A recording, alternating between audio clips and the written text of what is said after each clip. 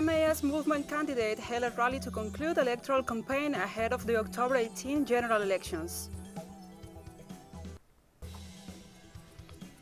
In the US, more than 11 million people cast their ballots in an early voting due to the COVID-19 pandemic.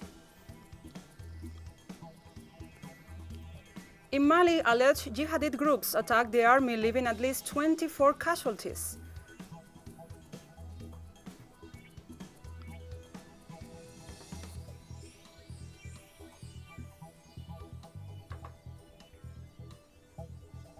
From the headquarters of TeleSUR English in Havana, Cuba, this is From the South. I'm Gladys Quesada.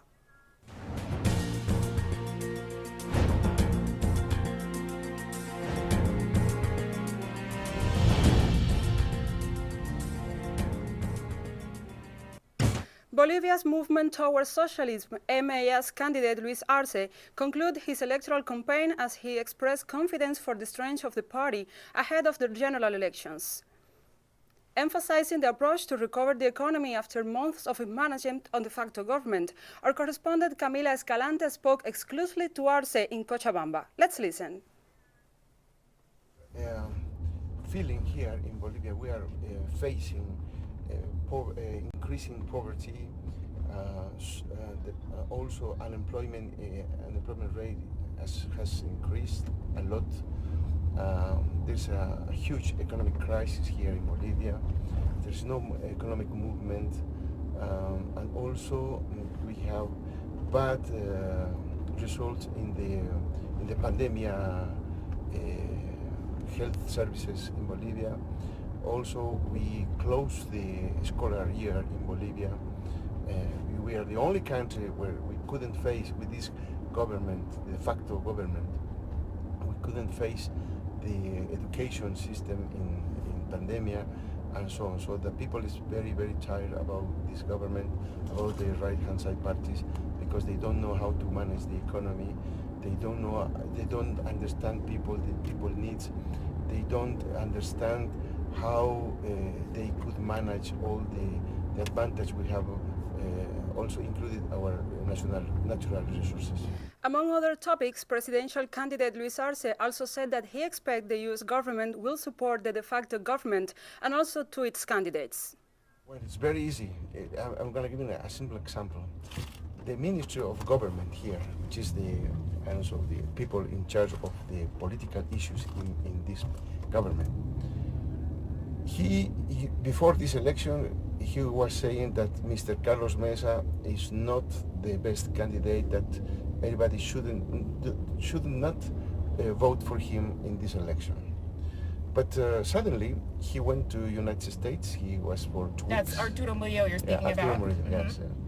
He went for 2 weeks at least, more or less, and he came back and he says everybody has or that should vote for Carlos Mesa. They changed completely his point of view, and that for me it's a very clear issue that he's receiving instructions from the United States to change their mind.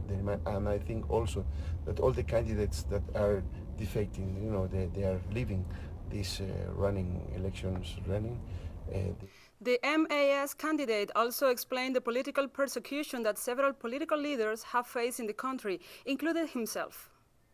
Not only political persecution, trials that they are giving us, but also lies, a lot of lies.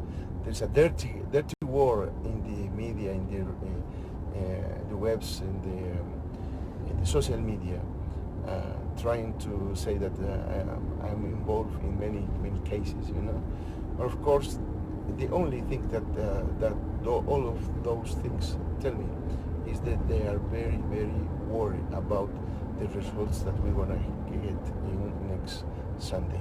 The government of Venezuela has announced the creation of an international center based on the recently approved anti-blockade law in order to promote and protect large-scale investments in the country.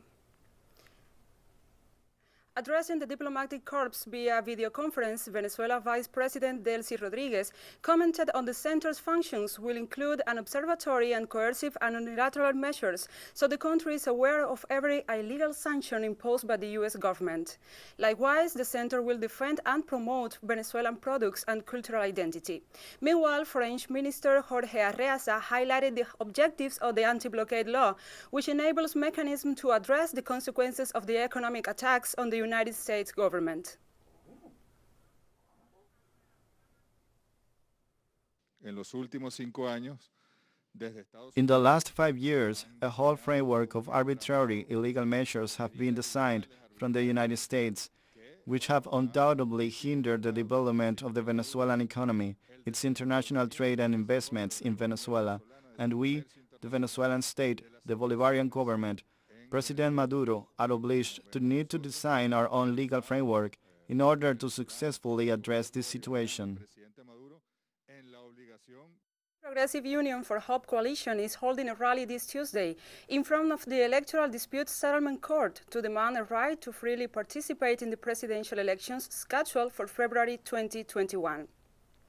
Through the mobilization on the streets, the political organization is calling on citizens to defend democracy and also the hope and the future of the country. The rally is supported by different social movements and organizations, as well as international figures. The mobilization comes at a time when the Electoral Dispute Settlement Court must decide in the case that seeks to prevent the participation of candidates of the Citizen Revolution movement, which is part of the coalition in next year's vote.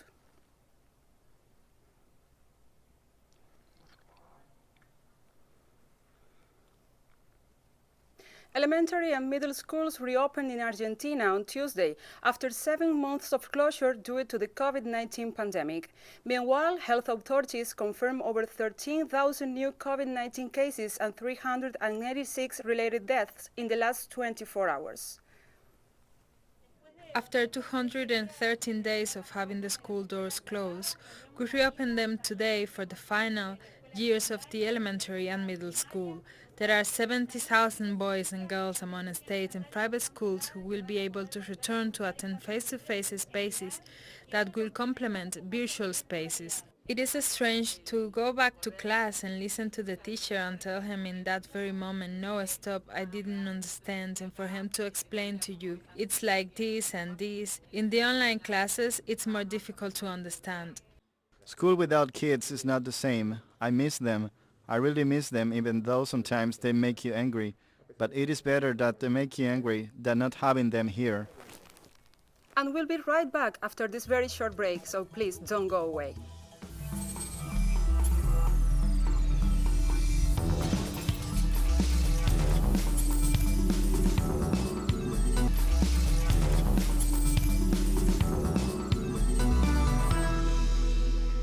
Welcome back to From the South. As of Tuesday, more than 11 million voters across the United States have cast their ballots in November election, according to the data from the U.S. Elections Project.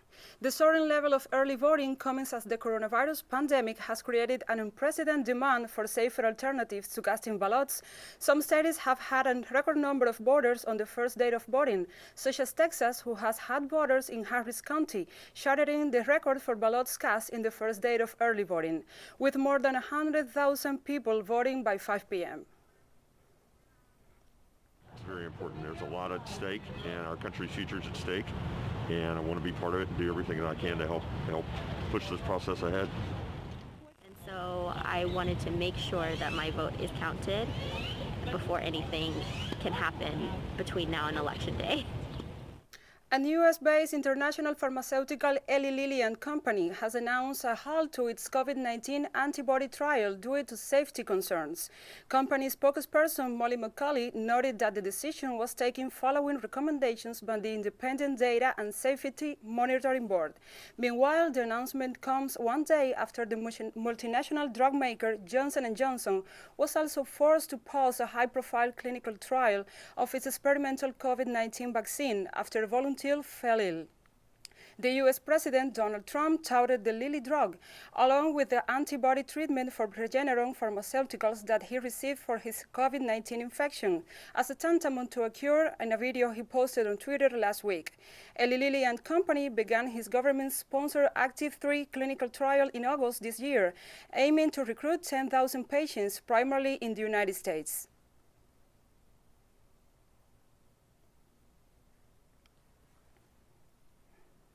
In Costa Rica, demonstrators gathered near the presidential palace on Tuesday to protest the ongoing negotiations between the government and the International Monetary Fund, while also denouncing the presence of undercover security agents among the protesters.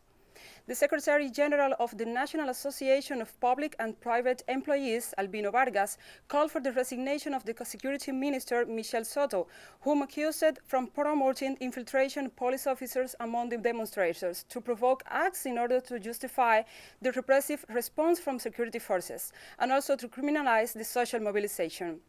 Likewise, the leader of the National Rescue Movement, Celi Moguido, reiterated that the protests will continue in spite of the repression.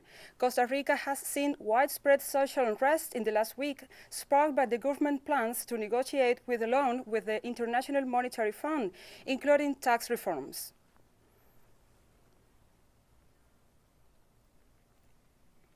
Regional authorities in Madrid calling on Spain's central government to lift the local state of emergency imposed to tackle a surge in new COVID-19 cases.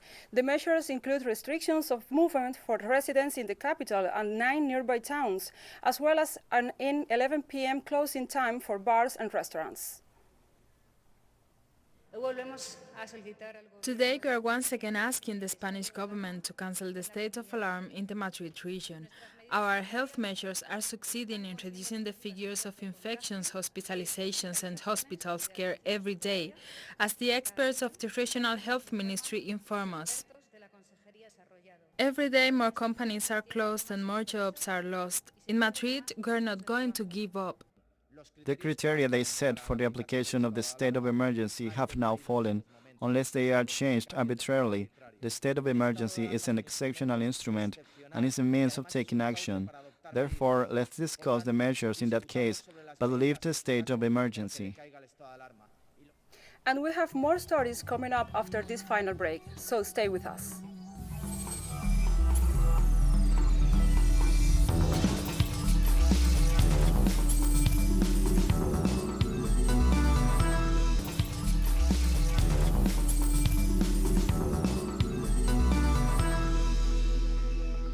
Welcome back to From the South. In Mali, alleged jihadist groups attacked the army, leaving at least 24 people dead. The attack took place in the center of the country, in the region of Mopti. 2 women, a child, and 10 more civilians were killed in the attack, as well as at least 12 soldiers of the Malian army. The government announced that it had taken all the necessary measures to secure the area, while beginning the off of the attackers.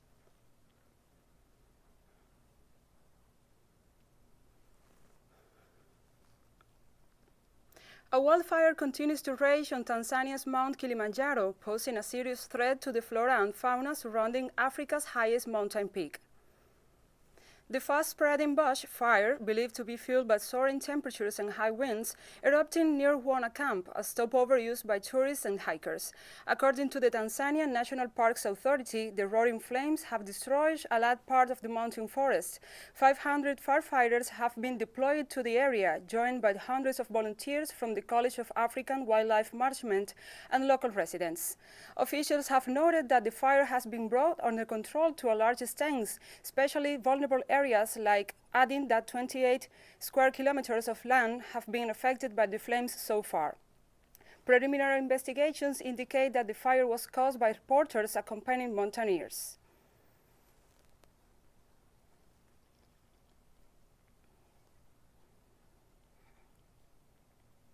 On Tuesday, local residents took to the streets in the Tunisian city of Sbetila, located in the central province of Kasserine, after a man died when authorities demolished a kiosk when he was sleeping.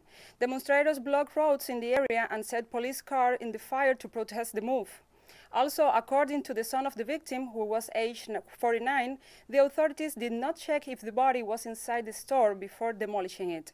The Tunisian army deployed troops while security forces responded with tear gas to disperse the poor citizens of the area, who resort to selling newspapers and bread in informal kiosks. Tunisia's Prime Minister Hichem Meshishi has dismissed the governor of Kasserine, while the official spokesperson of the local magistrate courts has noted that the prosecutor office opened an investigation into the events. May God have mercy on the soul of Afsnarek Shasnawi. He died under these conditions. We don't know who is responsible. What will the investigation yield? There have already been many cases like this on Tunis. People die under these circumstances, but then nothing happens. We find the file closed. And Nigeria's National Human Rights Commission has announced that it will install an independent investigation panel to look into human rights violations committed by the Special Anti-Robbery Squad and also other segments of the Nigeria police force in the coming weeks. The Commission made the announcements in Nigeria's capital, Abuja, on Tuesday, following a meeting between its executive secretary and the Inspector General of Police. The panel will also establish a technical committee to be supported by civil organizations in order to design the roadmap and a work plan for the implementation of the white paper on the recommendations of the presidential panel on the reform of the squad. Meanwhile, the Chief Executive Office of the Commission noted the recommendations of psychological evaluation, training and retraining of disbanded SARS officials prior to redeployment. Demonstrators have taken to the streets in Nigeria's largest city to protest policy brutality and to demand the dismantling of SARS units, which was announced on Sunday.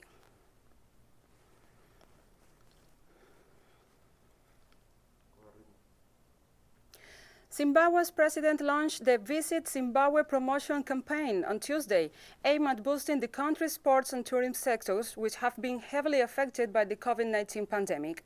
The campaign is an initiative between Zimbabwe Cricket and the Zimbabwe Tourism Authority, with the support of the Ministers of Youth, Sports, Arts and Recreation and Environment, among others.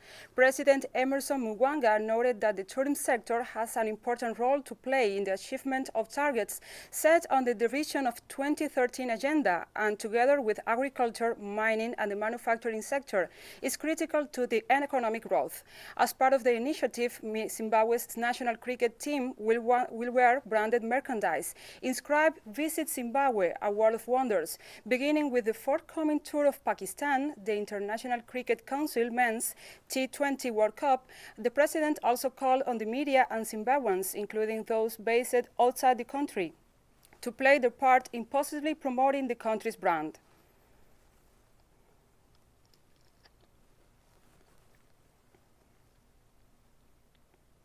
And this Tuesday, health authorities in Singapore recorded no locally transmitted COVID-19 cases for the first time since February this year, while also reporting 4 new imported cases. The announcement comes 2 months after Singapore declared dormitories where some 300,000 migrant workers live clear of the virus.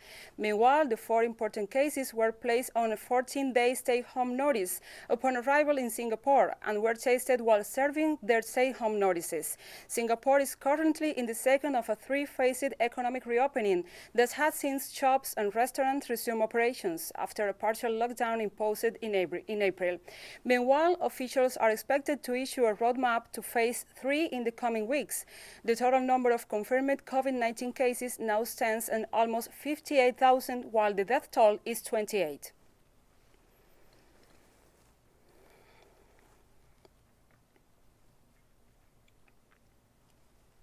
Speaking at a press conference at the United Nations headquarters in Geneva on Tuesday, the Eurasia Regional Director of the International Committee of the Red Cross called on Armenian and Azerbaijani authorities to observe the ceasefire agreement in order to facilitate humanitarian operations.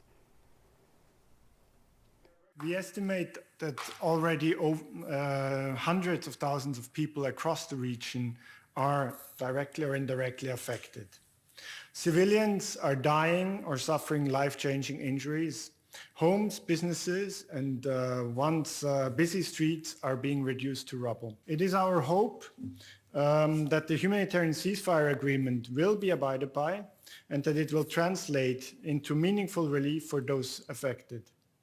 As such, the International Committee of the Red Cross remains ready to facilitate the handover of bodies of those killed in action or the release of detainees.